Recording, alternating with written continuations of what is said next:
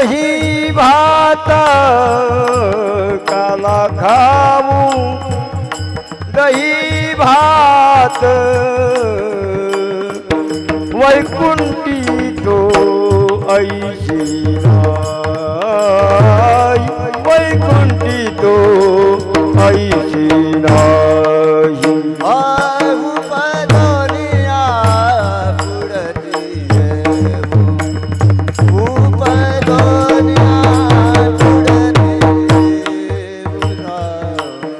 उपदोनिया पुढती उपदोनिया पुढती काला खाऊ दही भात काला खाऊ दही भात वैकुंठी तो ऐशी नाही वैकुंठी तो ऐशी नाही काला खाऊ दही भात काला खाऊ दही भात वैकुंठी तो ऐशी नाही वैकुंठी तो ऐशी नाही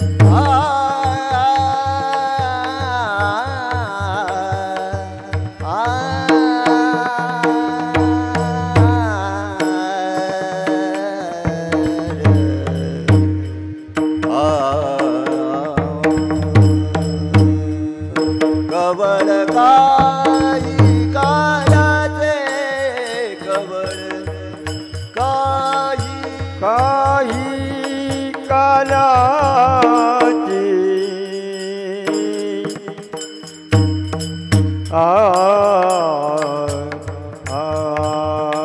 केवळ काही कालाचे केवळ काही कालाचे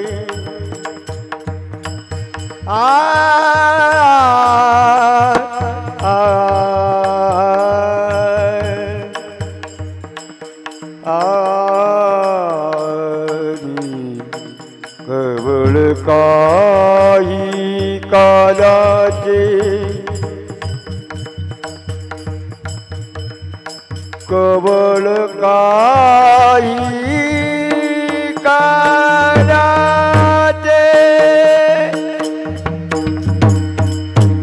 केवळ काही कालात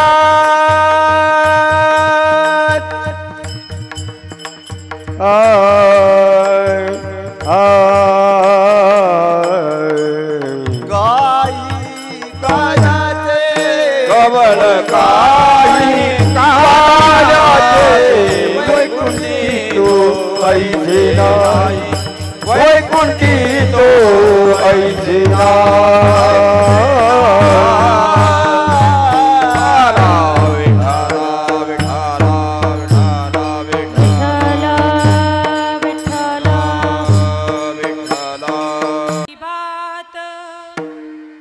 वैकुंठी तो ऐसे नाही कवळ काही काल्याचे एकमेका देऊ मुखी सुखी घालू हुंबरी वैकुंठी तो ऐसे नाही कवळ काही काल्याचे तुका मने वाळवंट तुका मने वाळवंट बळवंट बरवे नीट उत्तम वैकुंठी तो ऐसे नाही कवळ काही काल्याचे महायोग पीठे तटे भीमरत्यम वरम पुंडलिकाय धातु मुनींद्रय समागत्य तिष्ठन्तमानंद कंदम परब्रह्मलिंगम भजे पांडुरंग पांडुरंग करू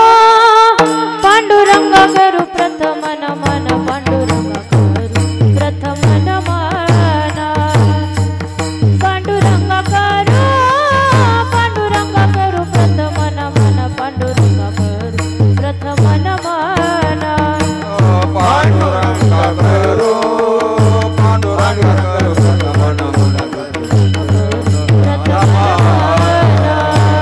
पांडुरंग करो पांडुरंग करो मन मन करो प्रथम नमन दुसरे चरण संतांचिया दुसरे चरण संतांचिया त्यांच्या कृपादाने कधी जावे सारू त्यांच्या कृपादान कधी जावे सारू त्यांच्या कृपादाने कधी जावे सारू त्यांच्या कृपादान कधी जावे सारू रे चराना संताया दुसरे चराना संताया त्यांच्या कृपादाने कधी जावी सारू त्यांच्या कृपादाने कधी जावी सारू करू प्रथम नमन दुसरे चरण संतांचिया त्यांच्या कृपादाने कथेचा विस्तारू बाबाजी सद्गुरुदास तुका पांडुरंगा करो प्रथम नमन दुसरे चरण संतांचिया त्यांच्या कृपादाने कधी जावी सारू बाबाजी सद्गुरुदास तुका पांडुरंगा करू प्रथम नमन दुसरे चरण संतांचे त्यांच्या कृपादाने कथेचा विस्तारू बाबाजी सद्गुरुदास तुका मनोजं मारुतुल्य वेगं जितेंद्रियं बुद्धिमत्तां वरिष्ठं वातात्मजं वानरायुतमुख्यं श्रीरामदूतं शरणं प्रपद्ये लोकाभिराममरणरङ्गधीरं राजीवनेत्रं रघुवंशनाथं कारुण्यरूपं करुणाकरं तं श्रीरामचन्द्रं शरणं प्रपद्ये समचरणसरोजं सान्द्रनीलाम्बुदाभं जगननीतपाणिमण्डनं मण्डनानं तरुणतुलसीमाला कन्दरं कञ्जनेत्रं सदैदवलहासं विठ्ठलं चिन्तयामि शान्ताकारं भुजगशयनं पद्मनाभं सुरेशं विश्वाधारं गगनसदृशं मेघवर्णं शुभाङ्गं लक्ष्मीकान्तं कमलनयनं योगिभिर्ध्यानगम्यं वन्दे विष्णुं भवभयहरं सर्वलोकैकनाथं ॐ नमो जयत्या वेदप्रतिपाद्या जय जय सुसंवेद्यात्मरूपा देवा तुझी गणेशु सकलार्थमती प्रकाशु मने निवृत्तिदा सौधारी जोजे अलंकापुरी रम्य सिंहासनस्थं पदाम्बोजि तेजस्फुरदिक् प्रदेशं विदिन्द्रादिदैवं सदा स्तूयमानं समाधिस्थमूर्तिं भजे ज्ञानदेवम् ओम नमो ज्ञानेश्वरा ओम नमो ज्ञानेश्वरा ओम नमो ज्ञानेश्वरा ओम नमो ज्ञानेश्वरा ओम नमो ज्ञानेश्वरा ओम नमो ज्ञानेश्वरा ओम नमो ज्ञानेश्वरा करुणा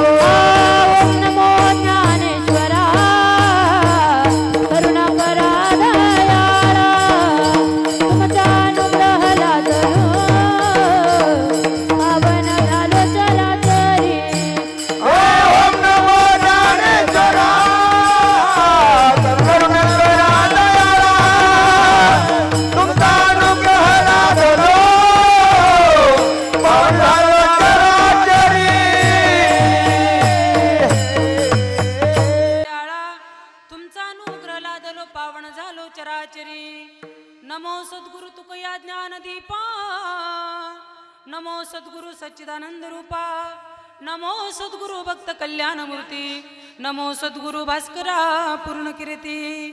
आता हृदय फुले चौफाळून या भले, वरी बैसव पाऊले श्री गुरूंचे जयांचे केले स्मरण.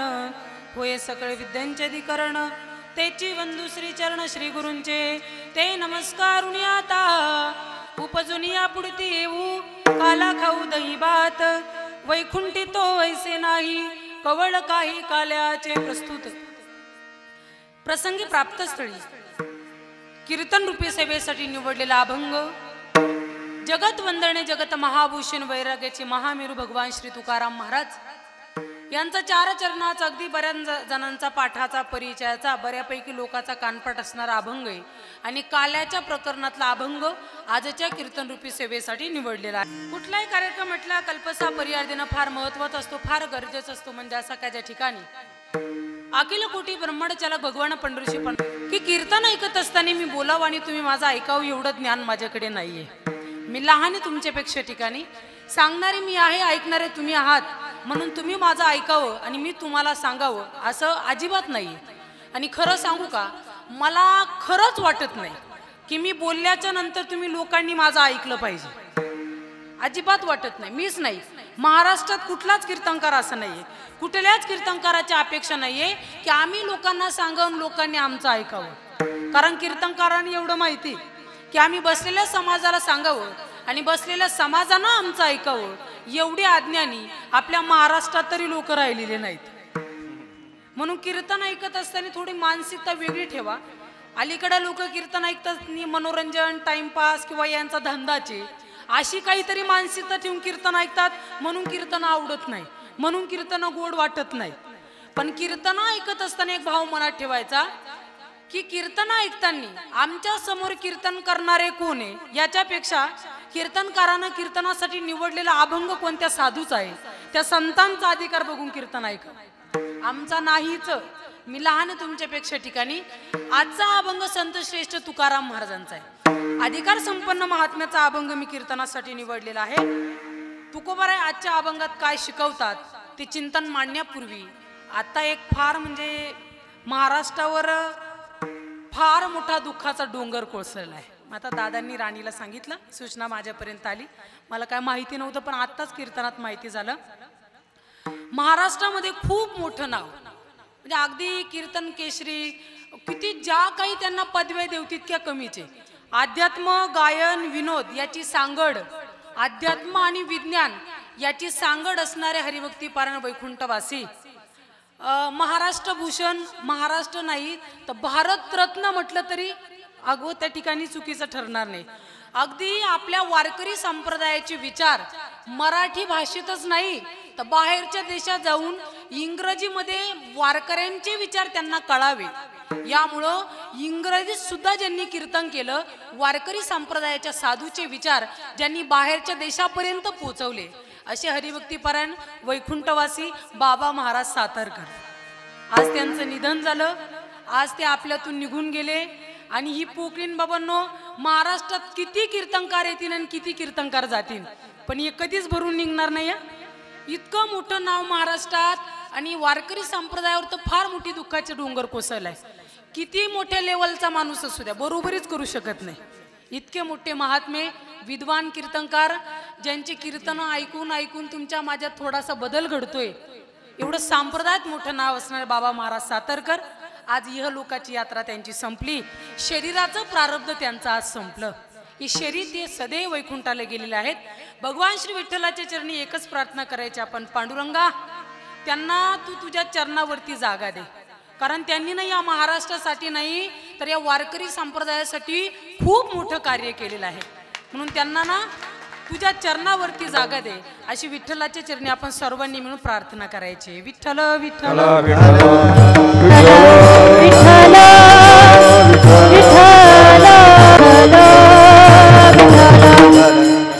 म्हणजे आता तो प्रसंग असा आहे की ऐकल्यानंतर कीर्तन सुद्धा करायची इच्छा शिल्लक राहिली नाही. कारण ज्यांचे विचार ऐकत ऐकत आपण थोडं थोडं मोठे होत चाललोय, तेच आपल्यातनं निघून गेले. बाकीची म्हणजे त्यांच्या लेवलमध्ये हजारो माणसं निघून गेलीला तरी काय वाटतं. विठ्ठला विठ्ठला विठ्ठला विठ्ठल विठ्ठल विठ्ठल विठ्ठल विठ्ठल विठ्ठल विठ्ठल विठ्ठल विठ्ठल विठ्ठल विठ्ठल. लाखो माणसाले कीर्तनकार भारी हा बाबा महाराज सातारकर. अभंग कीर्तनासाठी संत श्रेष्ठ तुकाराम महाराजांचा निवडलेला आहे. आणि तुकाराम महाराज आजच्या अभंगामध्ये जसं महाराज त्या ठिकाणी इच्छा व्यक्त करतात ना, तशी पांडुरंगाच्या चरणी आपण प्रार्थना करू. देवा, त्यांना तुझ्या चरणावरती जागा दे आणि त्यांना पुन्हा या महाराष्ट्राची सेवा करण्यासाठी जन्म द्या, अशी आपण देवाच्या चरणी प्रार्थना करूया. तुकाराम महाराज सुद्धा आजच्या अभंगात पुन्हा जन्म मागतात. तुकाराम महाराज म्हणतात, आम्ही पुन्हा जन्माला येऊ, उपजून या पुढती येऊ, आम्ही पुन्हा येऊ. पण कशासाठी? काला खाऊ दही भात, दही भात कालाच्या सेवनासाठी आम्ही पुन्हा जन्माला येऊ. का? कारण ज्या ठिकाणी आम्ही आहोत ना, तिथं असा काला नाही. वैकुंठी तो ऐसे नाही, कवळ काही काल्याचे. वैकुंठात तो काला नसल्यामुळे आम्ही पुन्हा या ठिकाणी मृत्यू लोकात जन्माला येणार. इथं आल्याच्या नंतर त्या काल्याचा प्रसाद आम्ही सेवन करणार. बरं, तो काला जर आम्हाला मिळाला, काल्याचा प्रसाद जर आम्हाला मिळाला, तर तो काला आम्ही एकटे खाणार नाही. ते एकमेका देऊ मुखी सुखी घालू उंबरी. आम्ही एकमेकाच्या मुखात प्रेमानं तो काला देऊ. त्या काल्याच्या सेवनासाठी आम्ही वैकुंठ सोडून इथे येऊ, कारण वैकुंठात तो काला नाही. वैकुंठी तो ऐसे नाही, कवळ काही काल्याचे. बरं, तुकोबराया, वैकुंठ सोडून तुम्ही काल्याच्या प्रसादासाठी या मृत्यू लोकात जन्म घेणार. तुम्ही इथं काल्याचा प्रसाद सेवन करणार, पण इथं आल्याच्या नंतर तुम्ही तो काला करणार कुठं? तर तुकाराम महाराज म्हणतात, तुका म्हणे वाळवंट, आम्ही वाळवंटात तो काला करणार. कारण वाळवंट कसे? बर्वे, नीट, उत्तम. म्हणून आम्ही इथं आल्याच्या नंतर वाळवंटात तो काला करणार. कारण ज्या ठिकाणी आम्ही आहोत तिथं ऐसा काला नाही. वैकुंठित ऐसे नाही, कवळ काही काल्याचे. विठ्ठल विठ्ठल विठ्ठला. कीर्तनासाठी निवडलेला अभंग जगद्गुरु श्री संत तुकाराम महाराजांचा आहे. अधिकार संपन्न महात्म्याचा अभंग मी कीर्तनासाठी निवडलेला आहे. पहिल्यांदा एक सूचना सांगू का मी तुम्हाला? कसं राहतं माहितीये का, अलीकडं कीर्तन मनापासून का ऐकत नाही? आपण सांगणाराचा अधिकार बघत नाही. सांगणाराचा अधिकार कळला पाहिजे. कारण समाज इतका हुशार झाला, समजा काही लोकांना स्टेजवर भाषण करायची सवय राहते. समाजसेवा करा, देश सेवा करा, चांगलं कार्य करा, स्वच्छ जीवन जगा, गोड जीवन जगा, आचरण शुद्ध जीवन जगा. स्टेजवर भाषण केले जातात, पण बसलेल्या समाजाला माहिती राहतं हा कसा आहे. लोक त्याचं ऐकत नाही. ऐकतात कुणाचं? एखादा स्वतः भगवत सेवा करतो आणि मग लोकांना देवाची सेवा करायला सांगतो ना, लोक त्यांचंच ऐकतात. एखादा स्वतः देश सेवा करतो आणि मग लोकांना देश सेवा करायला सांगतो, लोक त्यांचंच ऐकतात. तसं ऐकणाराचा अधिकार कळाला तर मग ऐकायला बरं वाटतं. तसं आजच्या अभंगात काल्याच्या प्रसादासाठी पुन्हा जन्माला येणारे संत श्रेष्ठ तुकाराम महाराजांसारखे अधिकार संपन्न महात्मे. तुकाराम महाराज आजच्या अभंगात इच्छा व्यक्त करतात. महाराज सांगतात, आम्ही पुन्हा जन्माला येणार. तुकाराम महाराज येणार म्हणतात, आम्ही पुन्हा जन्माला येऊ म्हणतात. कारण तुकोबरायांच्या येऊ शब्दाचं जर निरीक्षण केलं ना, तर येऊ शब्दामध्ये स्वातंत्र्य. येऊ इथं असं नाही, येऊ का का असतं मग जरा विचारल्यासारखं होतं. आम्ही येऊ का विचारायचंच नाही. येऊ म्हणजे येऊ शब्दात तुकोबारांच्या स्वातंत्र्य. किंवा तुकाराम महाराज एक ठिकाणी म्हणतात, आम्ही जन्माला येणार किंवा आम्ही जन्म घेणार. घेईन मी जन्म, घेईन मी जन्म, घेईन मी जन्म याजसाठी देवा. घेईन मी जन्म, घेईन मी जन्म, घेईन मी जन्म याजसाठी देवा. घेईन मी जन्म, घेईन मी जन्म, घेईन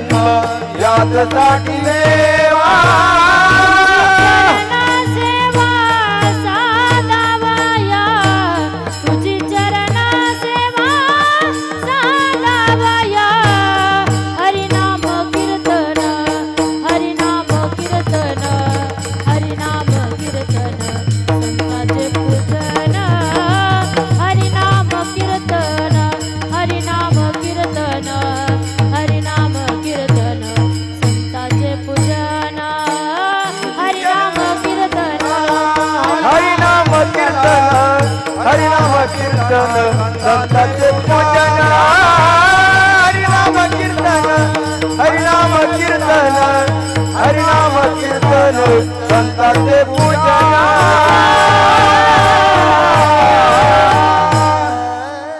घेईन मी जन्म याजसाठी देवा घेईन शब्दाचं निरीक्षण करा घेईन म्हणतात म्हणजे स्वातंत्र्य आहे ना असं नाही ना जन्म घेऊ का आम्ही जन्म घेणार किंवा घेईन महाराज म्हणतात कारण साधू संतांच्या येण्याला स्वातंत्र्य त्यांच्या जाण्याला पण स्वातंत्र्य आपलं येणं आणि जाणं आपल्या मनावर नाही आपल्यातले एखादा म्हणाल का समजा आता गेलो तर गेल्याच्या नंतर आम्ही पुन्हा जन्म घेऊ आपण नाही म्हणू शकत सर्वसामान्य लोक हे फक्त साधूच म्हणू शकतात संतच म्हणू शकतात कारण संतांच्या येण्याला आणि जाण्याला स्वातंत्र्य प्रसंग सर्वांनाच माहिती आहे इथं महाराष्ट्रात असा माणूस नाही की त्याचा तो प्रसंग पाठाचा नाही परिचयाचा नाही प्रत्येकानं ते परिचयाचं आहे ऐकलेलं उदाहरण आहे तीर्थक्षेत्र पैठण सर्वांना माहिती आहे पैठणचे महात्मे बाबांनी विचार केला आज देह ठेवायचा एकनाथ महाराजांनी देह ठेवायचा म्हणून अख्ख्या पैठणात आमंत्रण दिलं मी देह ठेवणार आहे उद्या अंत्यविधीला सर्वांनी या एकनाथ बाबांच्या अंत्यविधीला सर्व पब्लिक जमा झाली पाय ठेवायला जागा नव्हती एवढी पब्लिक एखादा माणूस भगवत सेवा समाजसेवा कार्य करत राहिला ना आणि त्याच्या अंत्यविधीवरून जर लोक आले तर माणसं म्हणतात इतकी पब्लिक होती पाय ठेवायला सुद्धा जागा नव्हती पाय ठेवायला सुद्धा पैठणात जागा नाही अंत्यविधीची तयारी झाली तिरडीवर बांधलं 4 खांदेकऱ्यांनी खांद्यावर घेतलं आणि एकनाथ बाबांना घेऊन निघाले घेऊन निघाल्याच्या नंतर पैठणात एक प्रसंग घडला पैठण गावामध्ये एका बाईच्या पोरीचं लग्न झालं होतं लग्नामध्ये पोरगी पहिल्या मुळाला आली होती आणि पोरीचा पाठवणीचा कार्यक्रम चालू होता बाई आपल्या पोरीला शिकत होती बाई बापाचं नाव मोठं कर चांगला संसार कर गोड संसार कर सुखाना संसार कर नवऱ्याच्या पुढं पुढं जास्त बोलू नको थोडंफार ठीक आहे पण जास्त काही बोलू नकोस गोड संसार कर शिकवायचं काम चालू होतं तितक्यात नाथबाबांची प्रेत यात्रा चालली पोरीला त्या बाईला चीड आली राग आला ती विचार करते अरे आज माझ्या पोरीचं लग्न आहे एवढा मोठा दिवस आहे एवढं शुभ कार्य आहे आणि याला आजच मरायचं होतं एकनाथ महाराजांना बाबांनी तिरडीवर ते ऐकलं खांदेकरांना म्हटलं जरा खाली ठेवा तिरडीवरून खाली ठेवलं या गोष्टी नाही सांगत आम्ही साधू संतांनी महाराष्ट्रात केलेली क्रांती सांगते मी खाली ठेवा म्हटल्याच्या नंतर बाबांना तिरडीवरून खाली ठेवलं तिरडी खाली ठेवली बाबांनी तिरडीवरच्या दोऱ्या तोडल्या उठून बसले बाईकडे गेले बाईला म्हटले बाई माझ्यामुळे जर तुझ्या पोरीच्या पाठवणीला काही अडचण निर्माण होत असेल तर एक काम कर आज पोरीची पाठवणी करून घे आपला मी उद्या बघतो आज मरण कॅन्सल करून टाकलं पंचमीला बाबांनी देह ठेवला पुन्हा तेच पब्लिक जमा झाली तिरडीवर बांधलं नाथबाबांना घेऊन निघाल्याच्या नंतर 4 खांदेकरी होते पुढचे 2 खांदेकरी ते गप बसले नाही भजन चालू नव्हतं त्या 2 खांदेकराची एकमेकात चर्चा आता भाऊबंद असते त्यांची एकमेकात चर्चा अरे म्हटले हा एकनाथ महाराज हा एकनाथ आपल्या समाजात जन्माला आलाय आपल्या कुळात जन्माला आलाय पण यानं आयुष्यभर कुणालाही घरात घेतलं कुणालाही जेव घातलं कुणाची मदत केली पण एकनाथला जायच्या वेळेस गरज कोणाची पडली एकनाथ महाराजांनी तिरडीवर ऐकलं खांदेकर म्हटलं खाली ठेवा मला खाली ठेवा म्हटलं खाली ठेवलं बाबांनी तिरडीवरच्या दोऱ्या तोडल्या खांदेकरांकडे गेले म्हटले बघा तुमच्या खांदेकरांचा जर गैरसमज असेल की तुम्हा 4 खांदेकराशिवाय एकनाथ जाऊ शकत नाही तर उद्या एकटा जाईल आज मरण कॅन्सल पंचमीला मरण कॅन्सल करून टाकलं षष्टीला एकनाथ बाबांनी जाण्याचं ठरवलं एकटेच गेले जल समाधी घेऊन टाकलं एकटेच नोहे असामान्य महिमा संतांचा नैवेद्य हातीचा मूर्ती देवी नैवेद्य हातीचा मूर्ती देवी नोहे असामान्य महिमा संतांचा नैवेद्य हातीचा मूर्ती देवी नैवेद्य हातीचा मूर्ती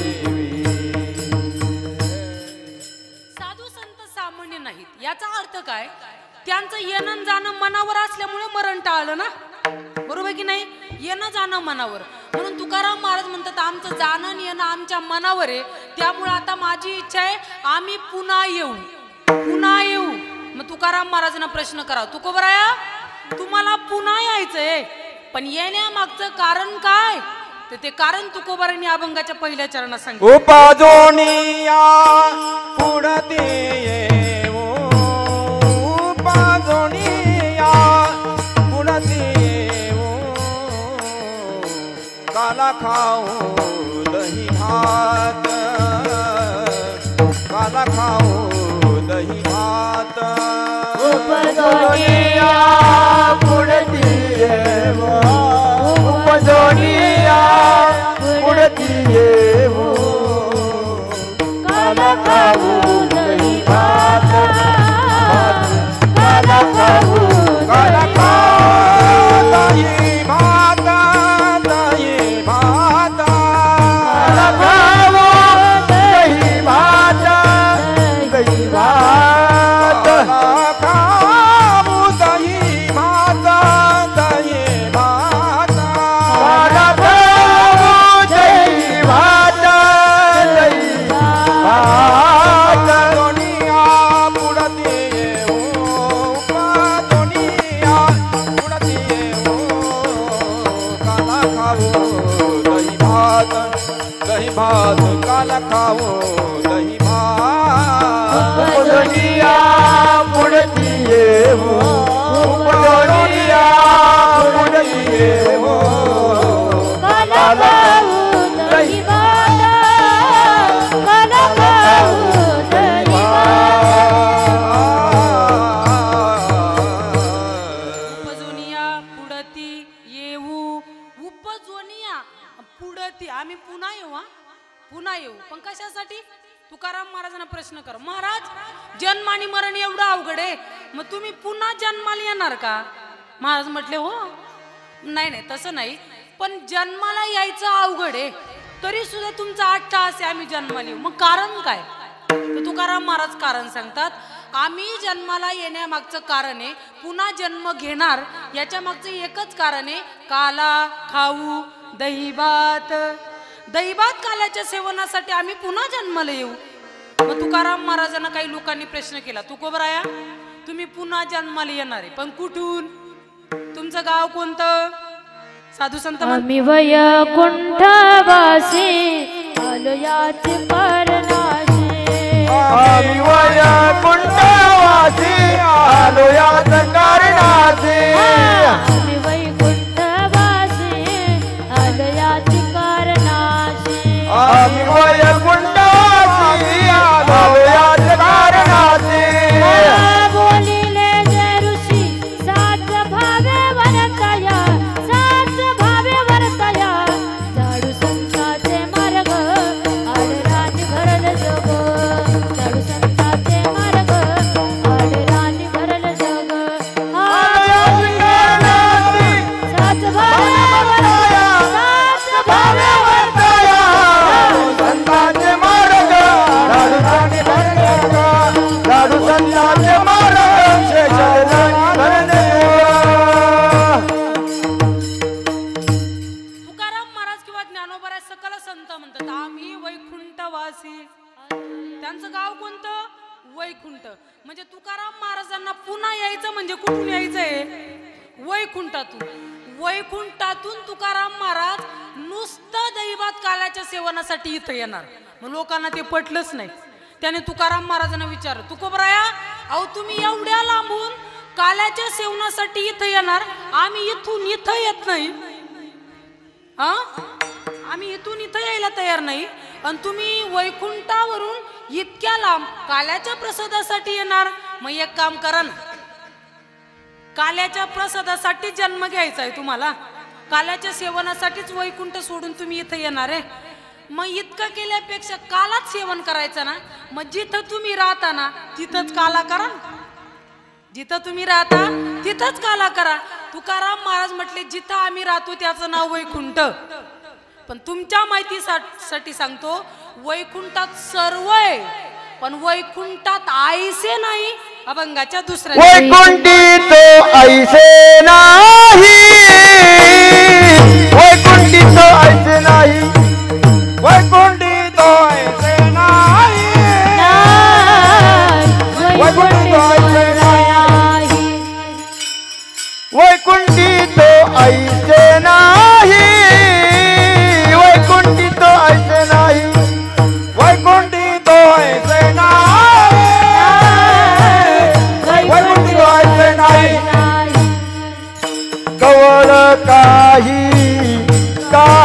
काल्याचे कवळ काही काल्याचे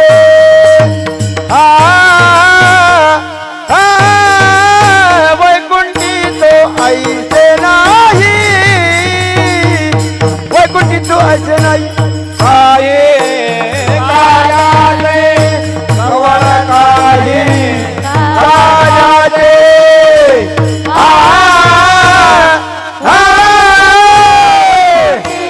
ऐसे नाही वैकुंठी तो ऐसे नाही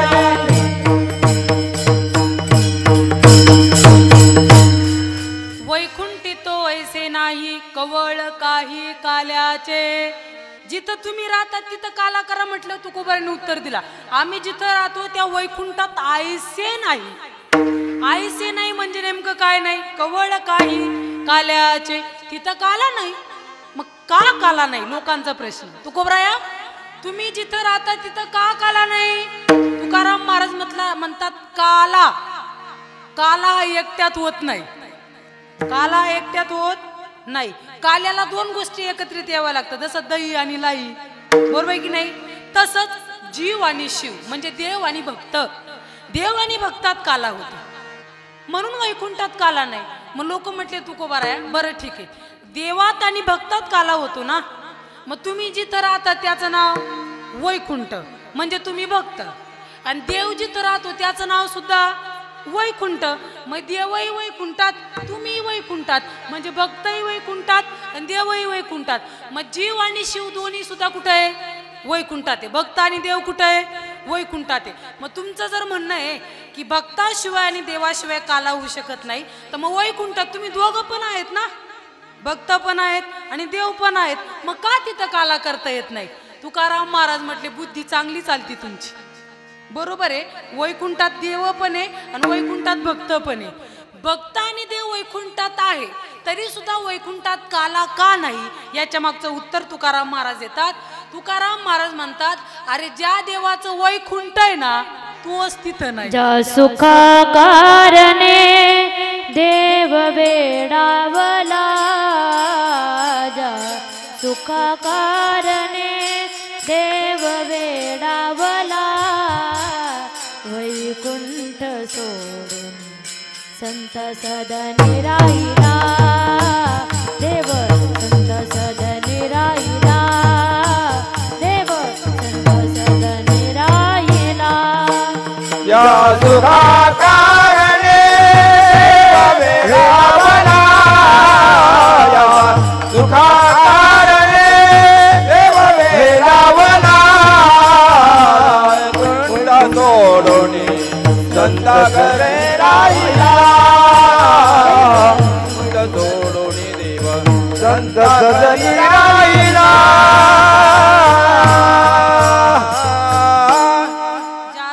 कारणे देव वेडावला, वैकुंठ सोडोनी संत सदनी राहिला. तुकाराम महाराज म्हणतात अरे ज्याचं वैकुंठ आहे तोच तिथं नाही ना, तो कुठे वैकुंठ सोडून आलाय संतांच्या संगतीत, त्यामुळे देव तिथं राहिला नाही. मग देव आणि भक्त नसल्यामुळे वैकुंठात काला नाही.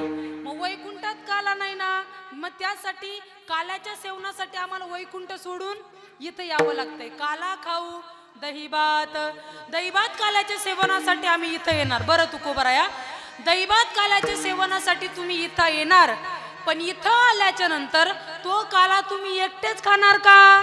तर तुकाराम महाराज त्याचं उत्तर देतात काला आम्ही एकटे खाणार नाही, तर आम्ही काय करू? अभंगाचे एकमेक देव मोके, एकमेक देव मोके, एकमेक देव मोके, एकमेक मोके, एकमेक देव मोके, एकमेक देव मोके, एकमेक देव मोके, देव मोके. सुखी घालू हुंबरी, सुखी घालू हुंबरी, वैकुंठी तो ऐसे नाही, वैकुंठी तो ऐसे नाही,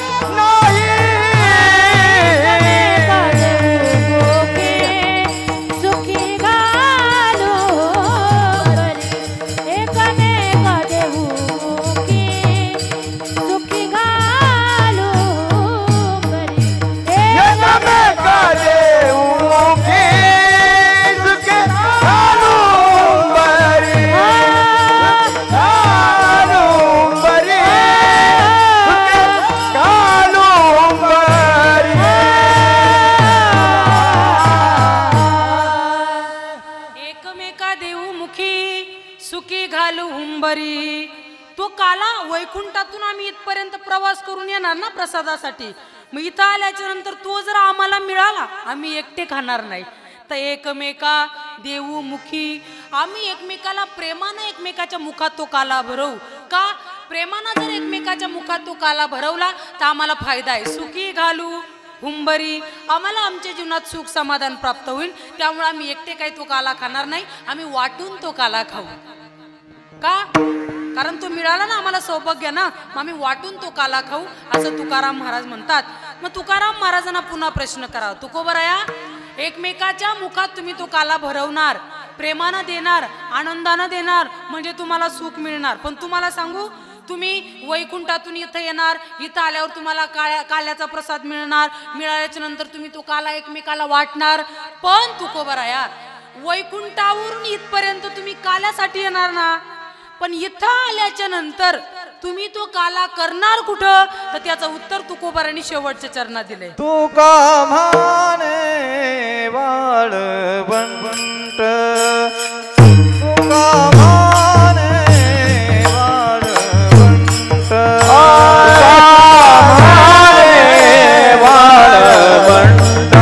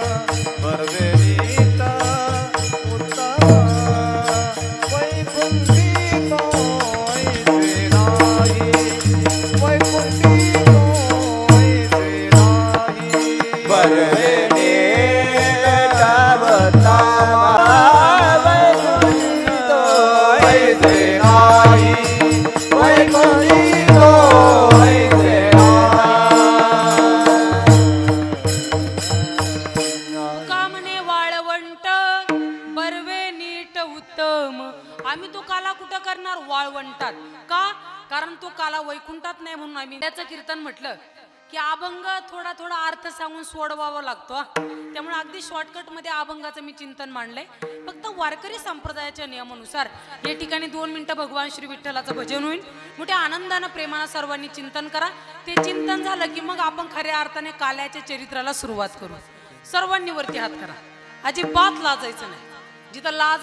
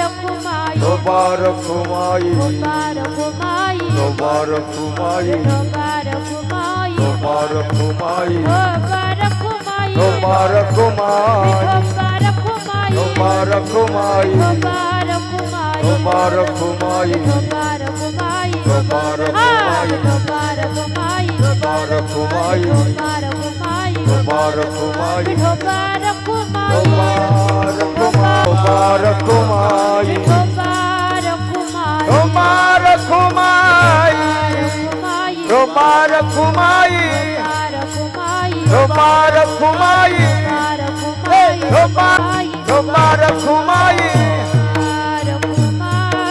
गोपाल खुमाई गोपाल खुमाई गोपाल खुमाई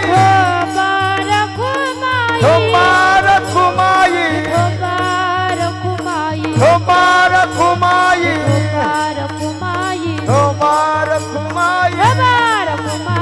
गोपाल खुमाई गोपाल खुमाई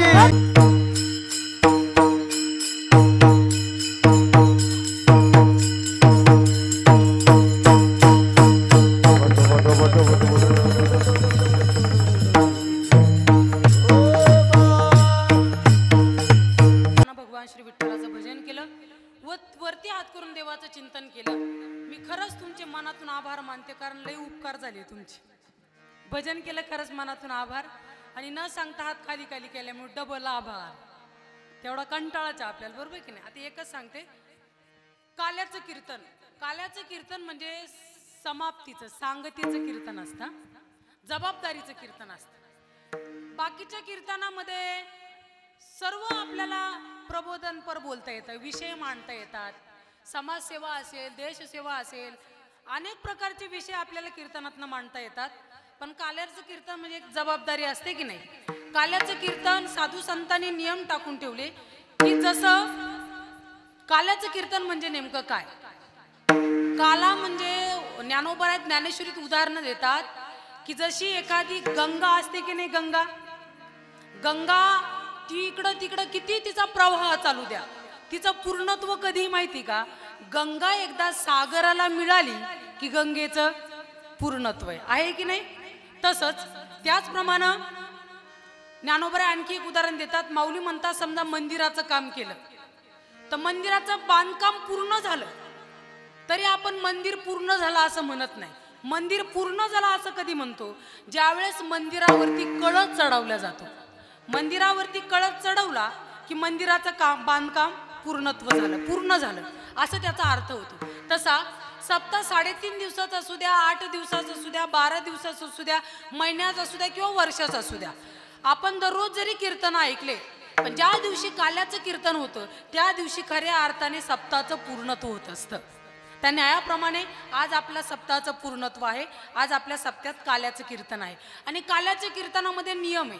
अभंग अर्धा पाऊण तास अगदी शॉर्टकटमध्ये अभंगाचं चिंतन मांडावं आणि पुढं भगवान श्रीकृष्णाच्या चरित्राचं उच्चारण करावं. तसं पाहिलं तर भगवान श्रीकृष्णाचं आयुष्य 125 वर्षाचं, 125 वर्षाचं आयुष्य. त्यात भगवान परमात्म्याने कृष्णाने 100 वर्ष द्वारकेत राज्य केलं, राजा म्हणून कार्य केलं. 100 वर्ष द्वारकेत कार्य केलं, 13.5 वर्ष मथुरेत कार्य केलं आणि 11.5 वर्ष गोकुळात चरित्र केलं. त्यापैकी साधू संत म्हणतात मथुरेतलं चरित्र सांगायचं नाही, द्वारकेतलं चरित्र सांगायचं नाही, तर काल्याच्या कीर्तनामध्ये भगवान परमात्म्याने जे गोकुळात चरित्र केलं फक्त त्या चरित्र ते उच्चारावे केले देवे गोकुळे, केले देवे गोकुळे, केले देवे गोकुळे. चरित्र ते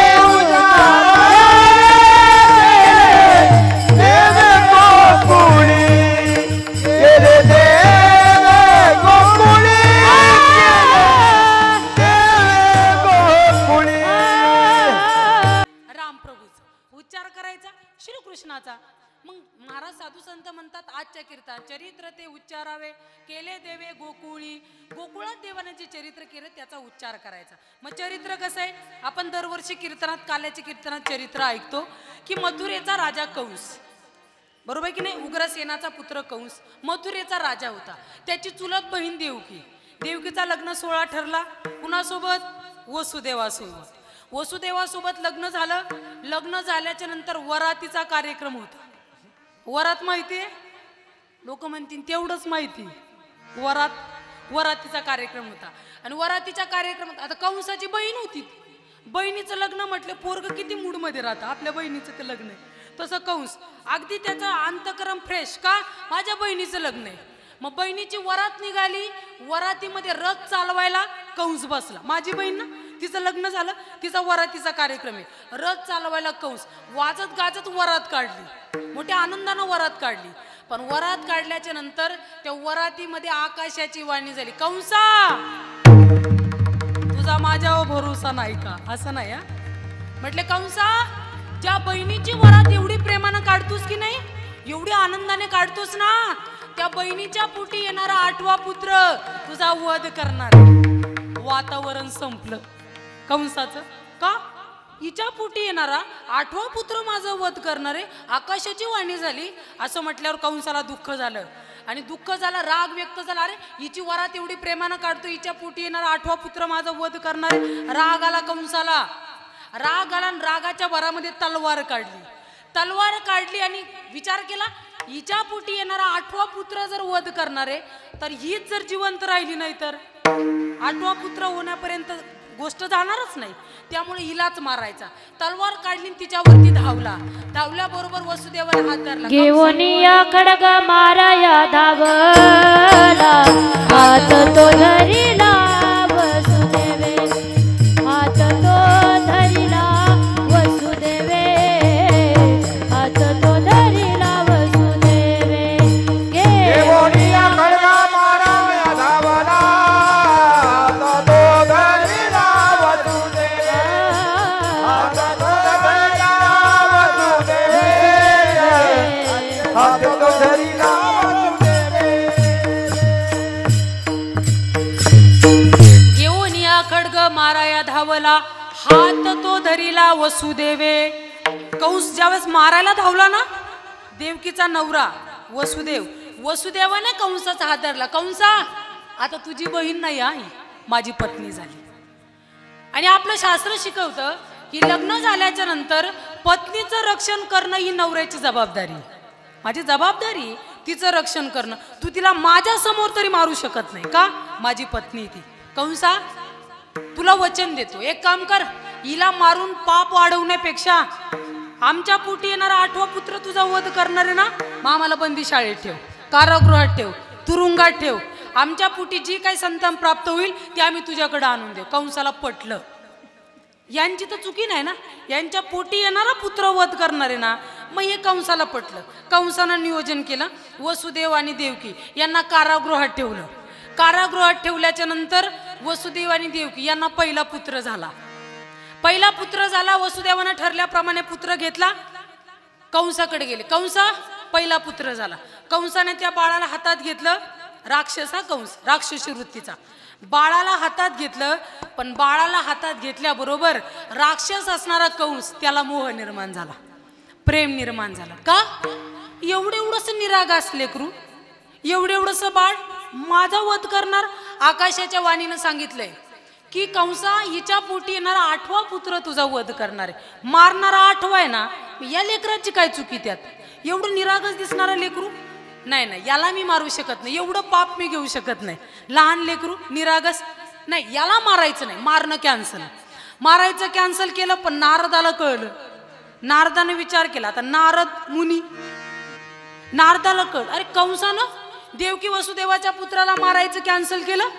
नारद कंसाकडे गेलं. कंसा, कारण नारदाला माहिती होतं, यानं जर या बाळाला मारलं नाही तर याचं पुण्य वाढलं, आणि पुण्य वाढलं तर याचा वध होणं शक्य नाही, लवकर काय वध होत नाही, याचा पाप वाढलं तर वध लवकर होईल. मग त्यामुळे नारदानं नियोजन केलं. नारद महर्षी कंसाकडे गेले. कंसाला सांगितलं, कंसा, असं येड्यासारखं करू लागलास म्हणे, तू बाळाला मारायचं कॅन्सल केलं, बातमी माझ्यापर्यंत पोहोचली, असं का करतोस? कंस म्हटला ना, आकाशाच्या वाणीने सांगितलंय की माझ्या बहिणीच्या पोटी येणारा 8वा पुत्र माझा वध करणार आहे, त्यामुळे मी याला मारायचं कॅन्सल केलं. हा पहिलाच आहे ना, मग मारायचं कॅन्सल केलं. कंसा, तुला एक सांगू, एखादं कमळाचं फूल घे, पाकळ्या मोजायचा प्रयत्न कर. पाकळी इकडनं मोजली, कोणती 8 येईल, कोणती पहिल्यांदा येईल, सुरुवात कर ना तू. कुठूनही मोजली, कोणती 8 येईल, कोणती पहिली येईल. आणि 8वा जर पहिल्यांदा आला, मग 8व्यानं जर पहिल्यांदा अवतार घेतला, मग कंसा, याला ठेवू नको. पुण्य सारावया भेटे देवा ऋषी वधी बालकासी ठेवू नको, वधी बालकाशी ठेवू नको पुण्य सारावया भेटे देव ऋषी वधी बाळकाची देऊ नको वधी बाळकाची देऊ नको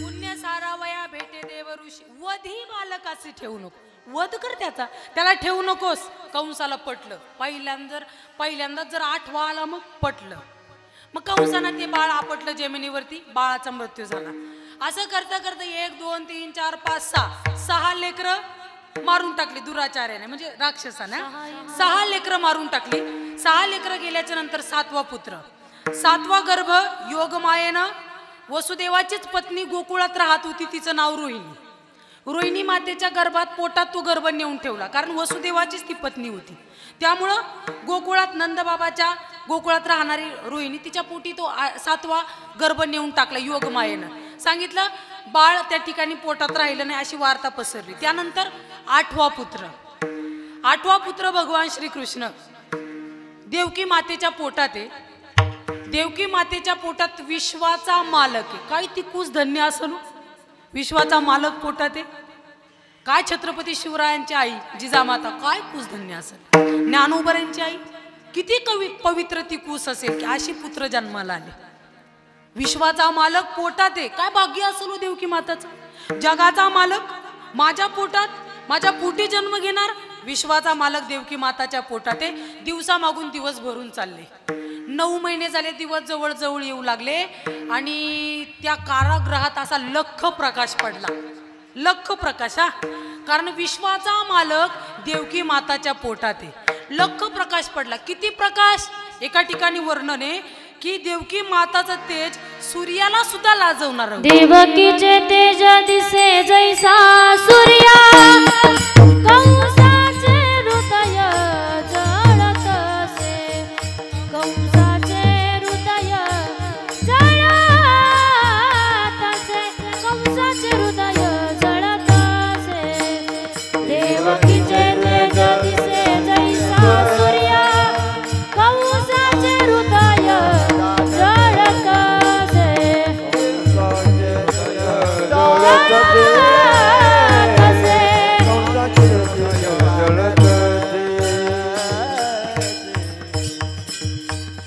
किती तेज होतं चेहऱ्यावरती देवकीचे तेज दिसे जैसा सूर्य कंसाचे हृदय जळत असे सूर्यासारखं तेज त्या ठिकाणी दिसायला लागलं देवकी माताचं कंसाला तो जळजळ बाबू मला मारणारा हिच्या पोटात तेज लख प्रकाश कारागृहात पडला साधी गोष्ट आहे बाबांनो आपल्याला घडवणारा पोटात आहे मग प्रकाश पडणारच ना तेज दिसणारच ना साधा आपली माणसं एकमेकाचं वर्णन करताना म्हणतात काय सुंदर दिसतोय चंद्राचा तुकडाची चंद्राची ना आपली बरोबरी चंद्राचा तुकडा आपल्या पिढ्या गेल्या चंद्र तसाचे आजा मेला पंजा मेला बाप मसना गेला देखत देखत नातू पंतू तोही तैसा झाला आजा मेला पंजा मेला बाप मसना गेला देखत देखत नातू पंतू चाललेत की नाही पण आपण म्हणतो चंद्राचा तुकडा असं नाही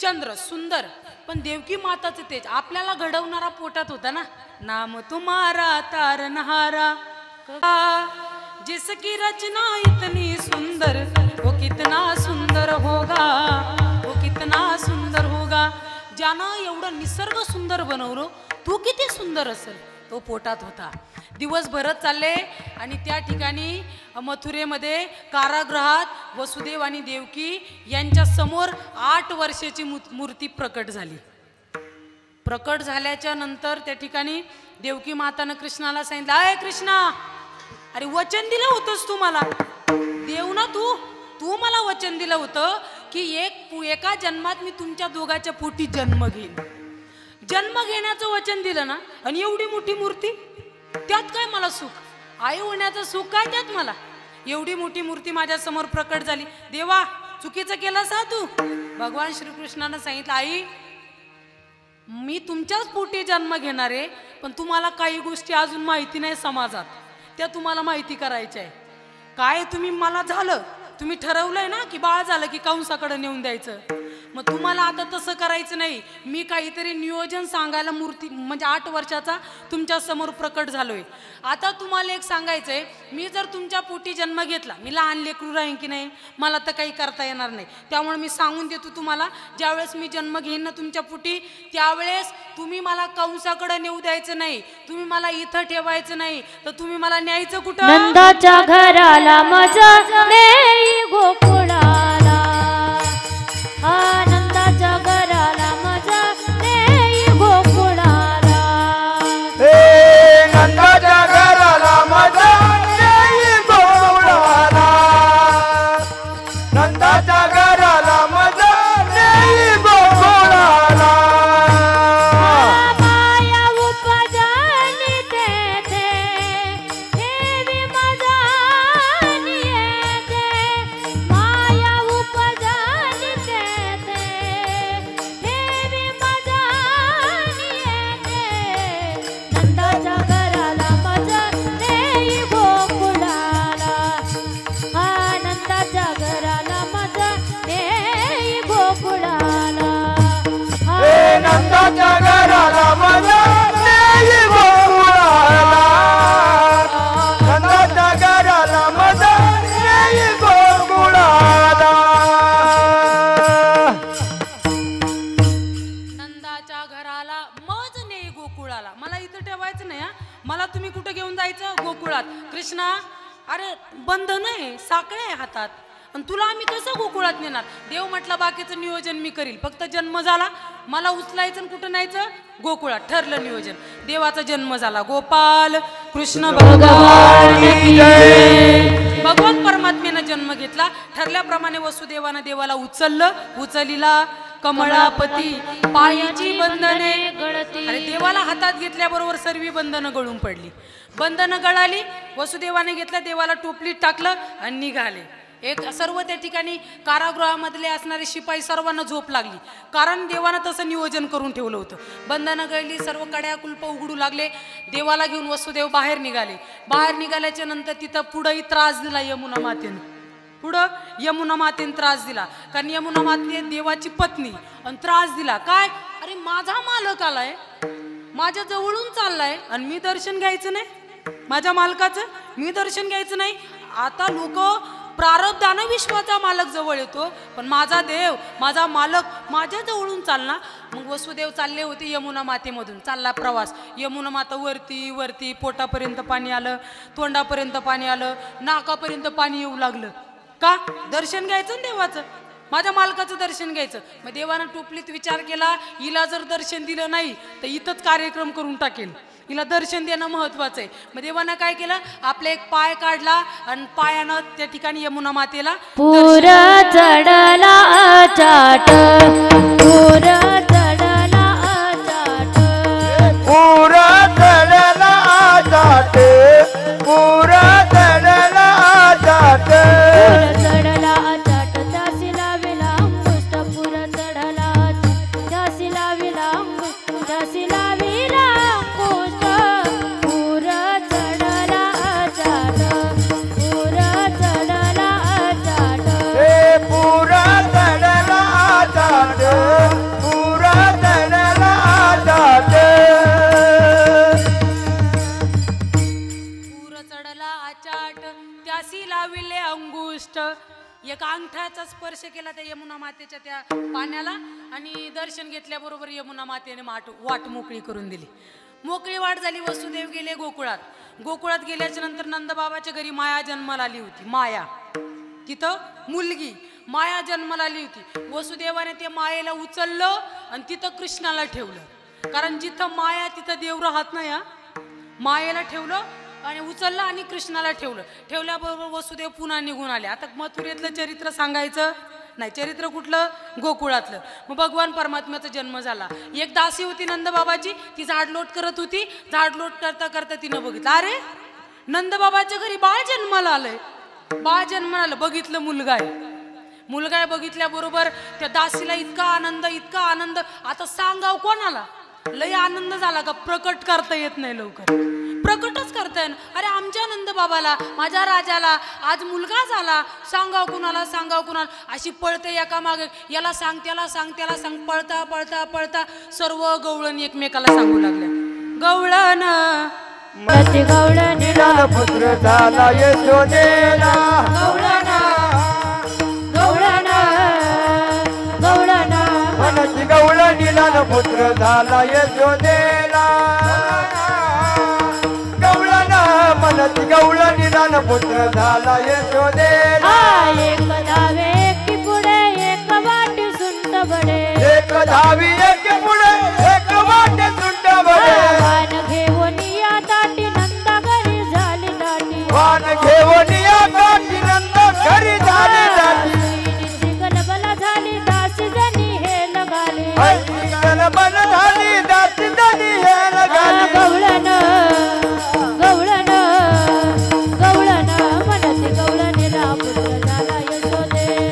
गवळण गवळण मनती गवळ निलाल पुत्र झाला यशोदेला.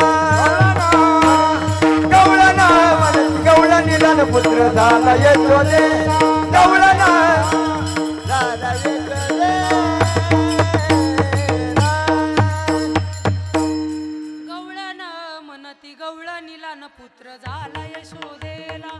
असे एका मागे पळायला, काय झालं, यशोदेला पुत्र झाला, नंदबाबाला पुत्र झालाय, अशी वार्ता गोकुळात पसरली वाऱ्यासारखी. नंदबाबाला पोरगा झाला, गोकुळात वार्ता पोचते. मग गवळणी अशा देवाला बघायला जायला लागल्या. बघायचा कार्यक्रम, देवाला बघायला कोण काय घेऊन जायचं, कोण काय घेऊन जायचं. आता बाळ बघायला जायचं ना, मग कोण हातात काय घेऊन जायचं, कोण नाही नाही. तिथं अशी लाईनच लागली होती, नंबरच लागत नव्हता गोकुळात. नंदबाबाचा पुत्र बघायचा ना, अशी लाईनच लागली होती. असे वेटिंगला होती की आपला नंबर कधी येईल, आपला नंबर कधी येईल. एकलंही भाग्यवान गवळण होती, तिचा सर्वात पहिल्यांदा नंबर लागला. कारण यशोदा माता, माझा पुत्र लगेच कस काय दाखवायचा, नको नको, त्यांना बाहेरच उभं करा यशोदा माता. मग बाहेरच उभं करा. मग ठरलं आता पोरग दाखवायचं. मग दाखवण्याचा कार्यक्रम चालू झाला. मग एक भाग्यवान गवळण होती, पहिला नंबर तिचा लागला. ती आली नंदबाबाच्या वाड्यात, मध्ये गेली आणि भगवान श्रीकृष्णाला बघितलं, देवाला बघितला, देवाला बघितलं आणि बघितल्याच्या नंतर निघाली बाहेर. देवाला बघून आल्याच्या नंतर बाहेर. आता बाकीच्या गवळीला कुठं राहावत, काही म्हटलं आपला नंबर उद्या लागतो, परवा लागतो का महिन्याला लागतो, याला बघायला एवढी मोठी रांग आहे. मग आता याला बघायसाठी एवढा दिवस थांबायचं. मग त्या गवळीला राहवलं नाही. काही गवळणी विचारायचं, काय ग यशोदेला पुत्र झाला, तुझा नंबर पहिला होता, देवाला बघून आली, कृष्णाला बघून आली, कसं आहे ग तो नंदाचं नंदन कसं आहे. कारण ती म्हणते मी त्याला बघितलं. साधू संत वर्णन करतात एक ठिकाणी, पाहिला पाहिला नंदाचा नंदन, पाहिला पाहिला नंदाचा नंदन. पाहिला पाहिला नंदाचा नंदन. पाहिला पाहिला नंदाचा नंदन. तेने वेदियल तेने वेदियल तेने वेदियल मन, तेने वेदियल मन, तेने वेदियल मन, तेने वेदियल मन. पाहिला पाहिला नंदाचा नंदन, पाहिला पाहिला नंदाचा नंदन. पाहिला पाहिला नंदाचा नंदन. पाहिला पाहिला नंदाचा नंदन.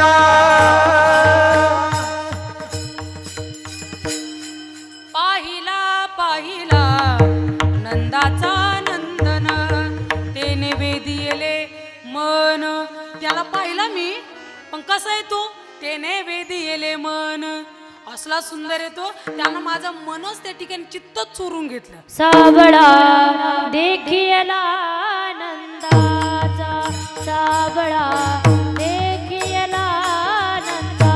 हे साबळा देखियला नंदाचा. साबळा देखियला नंदाचा. तेने आनंदाचा पुराला, तेने आनंदाचा पुराला. साबळा देखियला नंदाचा, साबळा देखियला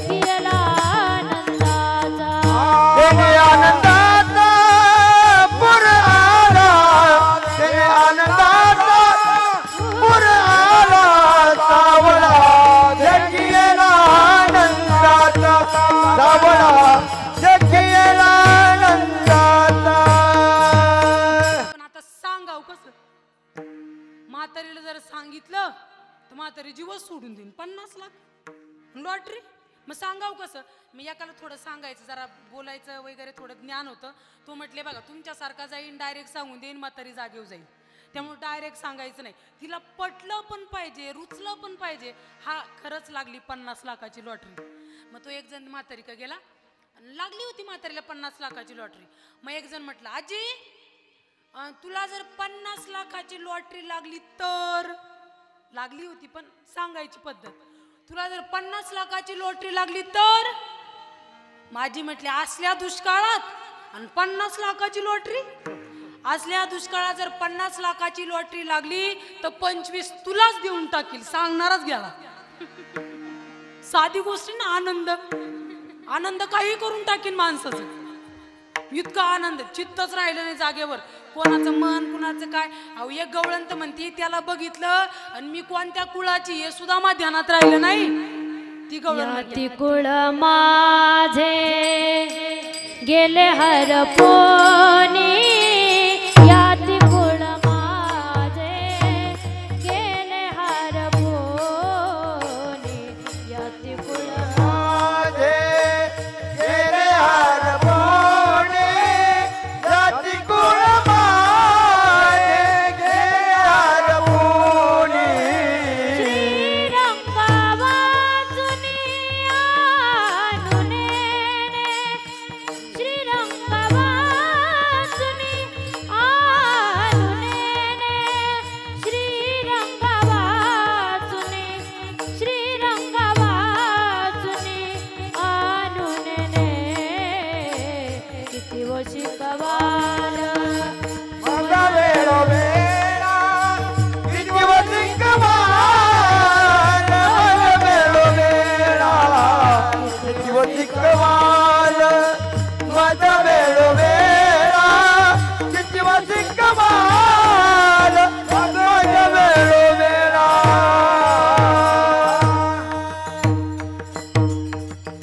याती कुळ माझे गेले हरपुनी. मला आता लक्षात राहिलं नाही. मग पाण्याचा कार्यक्रम आटोपला.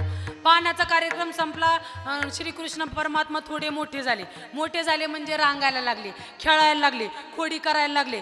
खोडी करता करता इकडं तिकडं खोड्या चालू झाल्या. आणि एकदा भगवान परमात्म्याने आईजवळच खोडी केली. यशोदा मातेला म्हणतो आई, भगवान परमात्मा यशोदा मातेला, आई मला सांग मी जातो की नाही बाहेर फिरायला. या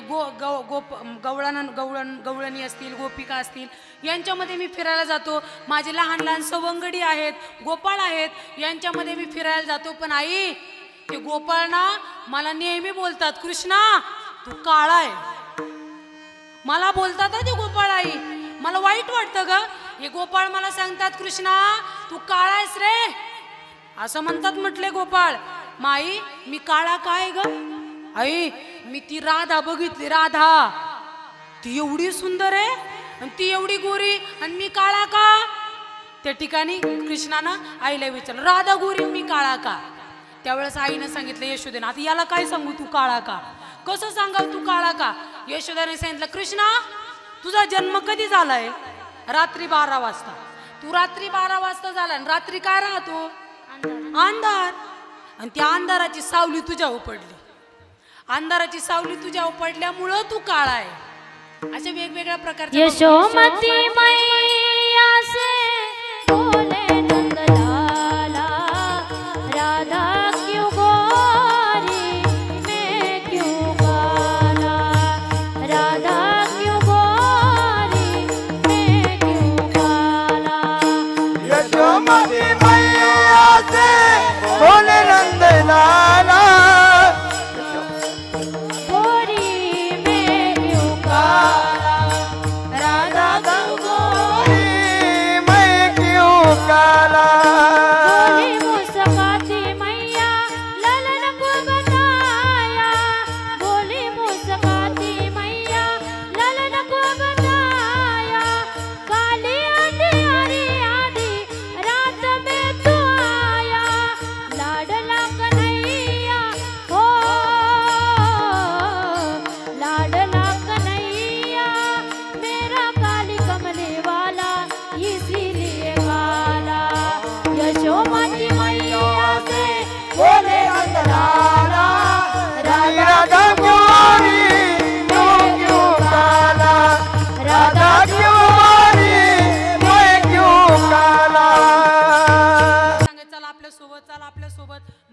भगवान श्रीकृष्ण लहान लहान लेकरांकडून कामं करून घेऊ लागला. ते गोपाळ त्याच्याच माग, कृष्णाच्या माग, कारण श्रीमंताचं पोरग होतं खायला मिळत होतं. त्याच्या माग माग माग भगवान कृष्ण पुढं, गोपाळ त्याच्या माग माग. आणि एकदा कृष्णानं त्या गोपाळांकडे बघितलं आणि गोपाळांना म्हटले, गोपाळांनो, अरे मी कसा आहे, तुम्ही कसे, आपली तब्येत पहा, तुमची तब्येत पहा, असे काडीसारखे दिसू लागले रे तुम्ही, का, कारण काय? त्यावेळेस गोपाळ म्हटले, कृष्णा, अरे तू श्रीमंताचा पोरगा आहे, तुझ्यासारखं तुळणींनो, हे बघा, आपल्या गावातलं दही दूध तूप लोणी बाहेर जाऊ द्यायचं नाही हा.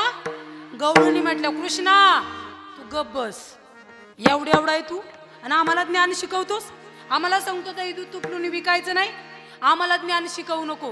कृष्णाचं काही गवळणी ऐका ना, लहान होता ना, कृष्णाचं काही गवळणी ऐकत नव्हत्या. कृष्ण सांगून सांगून वैतागला, जाऊ द्यायचं नाही, गवळणी ऐकत नव्हत्या. मग गोपाळांना सांगितलं, या आपलं ऐकत नाही, मग आता आपण नियोजन करायचं. या तिकडं नेतात ना मथुरेला, मथुरेपर्यंत दही दूध तूप लोणी जाऊ द्यायचं नाही, मग चोरी करायचं नियोजन केलं. मग अशी टीम तयार केली आणि टीमचा हेड कृष्ण, टीमचा मुख्य कोण, कृष्ण. मग कृष्णाने सांगायचं, आज इथं उद्या तिथं परवा तिथं, अख्ख्या गोकुळात चोऱ्या सुरू झाल्या, बैठकी बसायला लागल्या. अरे गोकुळात आज त्याच्या घरी चोरी, उद्या त्याच्या घरी चोरी. चोर करणारे आहेत कोण नेमके, चोरी करणारे? विचार विनिमय सुरू झाला, चोरी करतं कोण? बरं, चोरी धनसंपत्तीची होत नाही ना, चोरी कशाची? दही दूध तूप लोण्याची. ज्या आरती दही दूध तूप लोणी चोरी जाते त्या आरती चोर गावातलेच असावी. मग चोर कोण? बैठकी बसल्या, नियोजन केलं, चोर काही केला सापडत नाही, कारण या लहान लेकरांकडे लक्षच नाही त्यांचं, हे कुठून चोरी करणारे, यांच्याकडे लक्षच नाही. मग एक वेळेस चांगलं निरीक्षण केलं आणि मग एका गवळणीच्या लक्षात आलं, आपल्या गावात कृष्ण आणि त्याची टीम चोरी करतो. चोरी कोण करते? गोपाळ आणि कृष्ण. मग यांच्या चोऱ्या थांबल्या पाहिजे. मग ती चोरी चालूच होती, एकामागे एक चोऱ्या, एकामागे एक चोऱ्या. मग भगवान परमात्म्याच्या गाराने घेऊन गवळणी कुठं? यशोदेकडे. यशोदे, त्या कृष्णाला सांगून ठेव, पोरं येड्यात काढले त्यानं, आमच्या लहान लहान लेकरांना घेऊन जातो, चोऱ्या करायचं शिकवतो, त्याला सांग चोरी बंद कर. यशोदा मातेला विश्वास नव्हता. यशोदा माता म्हणते, अगं एवढं माझं लेकरू, एक गवळ न्यायची, गारणं सांगायची, यशोदा माता काढून द्यायची, दुसरी यायची, गारणं सांगायची, यशोदा माता काढून द्यायची. असं करता करता यशोदा माता त्या गवळणींचं ऐकतच नव्हती, कारण स्वतःच्या लेकराची बाजू घेणार नाही, ऐकतच नव्हती. चोऱ्या चालू होत्या, खोड्या चालू होत्या. मग त्या गोकुळात एक गवळण होती, त्या गवळणीनं ना कृष्णाला चॅलेंज केलं. कृष्णा, अरे गरीबाच्या घरी काय चोरी करतो? हिम्मत असन तर आपल्या घरी ये, गरीबाच्या घरी किती दिवस चोरी करणार आहे तू? हिम्मत असन तर आपल्या घरी दे. चॅलेंज केलं कृष्णाला. मग कृष्ण म्हटलं, ठीक आहे, चॅलेंज ऍक्सेप्टेड. तू चॅलेंज केलं, मला मान्य आहे तुझं चॅलेंज. चॅलेंज मान्य केलं आणि पेंद्याला सांगितलं, पेंद्या तिच्या घराचा नंबर लिहून घे. पेंद्या म्हटलं, सर याचे व्हॉट्सअप नंबर आहे, कॉन्टॅक्ट नंबर आहे, घर नंबर आहे, आपल्याकडे अख्खं आहे, तुला काय लागतं जायचं आणि तिच्या घरी जाऊन तुला काय करायचं ते कर, आपल्याला माहिती. घराचा नंबर घेतला. आज रात्री हिच्याच घरी चोरीला जायचं, सांगून ठेवलं, आज मी तुझ्याच घरी चोरी करायला येणार. असं म्हटल्याच्या नंतर ती गवळण तिनं सांगितली, या कृष्णाला चॅलेंज केलंय, पोरग जरा खोडीचं आहे, ते येईलच, ती 100% येईल. मग तिनं बाहेरून कडी कुलप लावले आणि बाहेरच खुर्ची टाकून बसली, ह्या येईल. बाहेरच खुर्ची टाकून बसली. भगवान श्रीकृष्णानं काय केलं, गोपाळ आणले, डोळे बंद करा म्हटले, हिनं कडी लावली, बाहेर डोळे बंद केले, गोपाल कृष्ण भगवान की जय, नामोच्चार केला. गोपाळात दही दूध तूप लोणी खालं, मडके फोडले, दूध सांडवलं, पुन्हा डोळे झाकवले, गोपाळ कृष्ण भगवान की जय. पुन्हा गोपाळ बाहेर. मध्ये फक्त कृष्ण थांबला, कारण हिचं नियोजन करायचं होतं. मध्ये फक्त कृष्ण थांबला. सकाळची वेळ झाली, तिनं कडी उघडली, दही दूध तूप लोणी घरात सांडले, बघितलं कृष्ण उभा आहे. कृष्णा, अरे तुझ्या आईला विश्वास बसत नाही रे, की माझा पोरगा चोरी करू शकत नाही, चोरी करू शकत नाही, चल आज पुराव्या सहज घेऊन जाते तुला. कृष्ण आज हात धरला, निघाली ओढ. ए अगं माया, हळू ना, लहान आहे मी अजून, लहान, एवढ्या मोठ्या मोठ्या चोऱ्या करतो, लहान म्हणतोस. कृष्णाचा हात धरला, घेऊन निघाली. गावात जुना काळ होता, गावात काय राहायचं, असे जुने माणसं ओट्यावरती बसलेले असायचे. मग तिनं काय केलं, माणसं दिसले, मग असा पदर पुढं घेतला, पदर पुढं घेवस्तोरच भगवंतानं चरित्र केलं. चरित्र असं होतं, हात सोडला ना पदर काढायला, आपला हात काढला, जवळ एक पोरगी होती, तिचं नाव लाली होतं. लाली इकडे, कृष्णानं सांगितलं. तिला घेतलं, त्या लालीचा हात त्या गवळणीच्या हातात आणि जा म्हटले, आता ती घेऊन वडत भगवान परमात्म्याला यशोदेकडे चालली घेऊन ती लाली म्हणते मैया अगं लाली मी, तू लाली राहू दे नाही तर लाला राहू दे, तुला घेऊनच जाणार आता, तुला मी घेऊनच जाणार. तिला विश्वास नाही यशोदेला, याला नाव ठेव त्याला नाव ठेव, याला बडबड कर याला वरड, तिला विश्वास बसत नाही. चाल म्हटले तिच्याकडे घेऊन जाते तुला. घेऊन चालली. भगवान श्रीकृष्ण गपचूप आले पळत मैयाच्या मांडीवर येऊन बसले आणि सांगितलं मैया मला उचलून घे तू. असं उचलून घेतलं आणि मग यशोदे विश्वास बसत नाही तुला, बघ तुझा कान्हा असं म्हणते, पदर काढला ना, बघ तुझा कान्हा असं बघितलं आणि यशोदेकडं कान्हा तर कडेवरती. कान्हा कुठं? कडेवरती. यशोदे म्हणते काय ओरडतेस ग? अगं कान्हा दाखवायला आले पण कान्हा तर कडेवर तुझ्या, आता दाखवू का? ही एक खोडी. दुसरी खोडी पुन्हा एका गवळणीनं चॅलेंज केलं होतं. 95 वर्षाची म्हातारी होती. म्हटले कृष्णा ये नवीन पोरी आहे, यांना कळत नाही, माझं वय झालं, आपल्या घरी ये. तिनं काय केलं? कृष्णा म्हटलं आता हिच्या घरी जायचं. तिच्या घरी भगवान परमात्मा गेला, चोरी केली, पण तिथे एक खोडीच करून आला. त्यानं काय केलं? त्या गवळणीची वेणी आणि तिच्या नवऱ्याची दाढी गाठच बांधली. गाठ बांधून कृष्ण कुठं? घरी गेला. आणि घरी गेल्याच्या नंतर सकाळी उठले 2 जण, पण त्या गवळणीला ती वेणी दाढीला बांधली होती ना, ती वेणी ती गाठच सुटत नव्हती. विचार केला काय झालं. मग लक्षात आलं चॅलेंज कृष्णाला करेल. काय झालं नेमकं? मग विचार केला, ती गाठ काही केला सुटत नव्हती. नेमकं तिच्या नवऱ्याची हाईट जरा थोडी कमी होती. ती पुढं चालली की नवरा असा मागवायचा. पुढं चालली पुढं. आता काय करू बाई, गावात एवढी माणसं आहे आणि माणसांसमोर जावं तरी कसं, आणि या कृष्णाशिवाय ती गाठ सुटू शकत नाही. मग ती गवळण गेली बाई कशी बशी तिकडं कृष्णाच्या घरी गेल्याच्या कृष्णा अरे माफ कर, पण ही गाठ सोड, तुझ्याशिवाय दुसरी गाठ कुणी सोडवू शकत नाही, तू बांधली ना तू सोडवू शकतो. म्हणजे अशा अनेक प्रकारच्या खोड्या भगवान परमात्म्याने केल्या. मग त्या खोड्या मागून खोड्या वाढत चालल्या.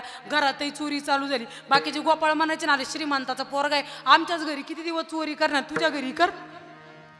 थोड्या खोड्या वाढत चालल्या. यशोदा मातेच्या लक्षात आलं, एक गवळण जर गारानं घेऊन आली असती तर मग ठीक आहे, लई झालं 2, 3, 4 दररोज गाराने येऊ राहिले, म्हणजे 100% खोडी चालू आहे. दररोज येतं ना गाराने, 100% खोडी चालू आहे. मग विचार केला आणि मग यशोदा माता म्हणते कृष्णा अरे गावात राहू की नाही जावं तू केलंय, बापाचं नाव जरा मोठं कर. बाप कोणत्या लेवलचा आणि तू काय करतोस? राजा आहे तुझा बाप आणि तू चोरी करतोस, शोभत नाही रे कृष्णा तुला. मग कृष्णानं काही केलं ऐकत नव्हता. मग गणपती बाप्पाला नवस, एक मास देवे खोडी नाही केली, प्रचिती आली यशोदेशी. 1 महिनाभर देवाने खोड्या केल्या नाही, पण पुन्हा खोड्या चालू. गवळीची वस्त्र चोर, याच्या मागं जाय, त्याच्या इतक्या खोड्या गोकुळात खोड्याची खोड्या वाढल्या. त्या गवळीने म्हणल्या यशोदे कृष्णाची सांगावे, गोकुळी राहावे का जावे. अहो राहू का नको या गोकुळात, असं केलंय कृष्णानं. मग यशोदा मातेला दुःख झालं. अरे म्हटले माझा कृष्ण आणि त्याच्याबद्दल एवढ्या चर्चा, एवढे गाराने. कृष्णा तू गावात राहूच नको बाबा, तू गोकुळात राहू नको, तू कुठं जायचं? मग भगवान श्रीकृष्णाला गोपाळांना कॉल केला, गोपाळांनो ज्याच्या त्याच्या गायी घ्या आणि चला आपल्या. अरे तुम्ही गाई घेऊन सारे गोपाळ रानात या, अरे तुम्ही गाई घेऊन सारे गोपाळ रानात या. अरे तुम्ही गाया घेऊन सारे गोपाळ रानात या, अरे तुम्ही गाया घेऊन सारे गोपाळ रानात या, सारे गोपाळ रानात या, सारे गोपाळ रानात या, गोपाळ रानात या, सारे गोपाळ रानात या. अरे तुम्ही गाई घेऊन सारे गोपाळ रानात या, अरे तुम्ही गाई घेऊन सारे गोपाळ रानात या. खेळ सुरू झाले. भगवान परमात्म्याने बॅटिंग करायची, बाकीच्यांनी फिल्डिंग करायची. आता देव होतो तो आउट होईन का? मी आउट होईपर्यंत आपली बॅटिंग, बाकी तुम्ही फिल्डिंग. पण ती आउट होत नव्हता. बाकीचे म्हटले कृष्णा तुझ्यात राहायचं नाही, आम्हाला तुझ्यात राहायचं नाही. मग त्या बाकीच्या गोपाळांनी कृष्णापासून बाजूला होण्याचं ठरवलं, पण काही करमत नव्हतं. पुन्हा एकत्रित आले. वेगवेगळ्या प्रकारचे खेळ सुरू झाले, खेळ चालू झाले. वेगवेगळे खेळ भगवान परमात्मा आणि गोपाळ अबक दुबक तिबक पोर त्रिगुण खेळ मांडू, अबक दुबक तिबक पोर त्रिगुण खेळ मांडू.